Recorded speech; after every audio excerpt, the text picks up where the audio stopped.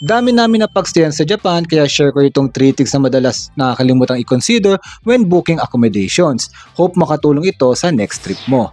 By the way, lahat ng hotel recommendations ko ay nasa link.bio Soral.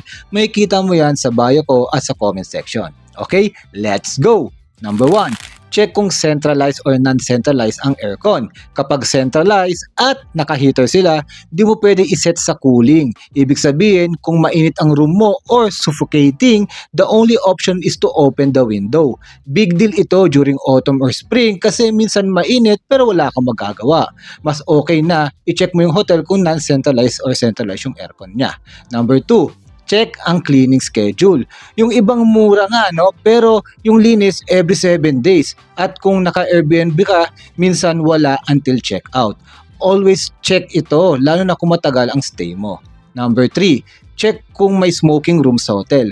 At kung meron, alamin mo kung same floor siya or hindi. Kasi naka-experience kami yung non-smoking room namin ay katabi ay smoking room. Amoy na amoy pa rin siya. Yun lang, follow for more travel tips para sulit ang next trip mo.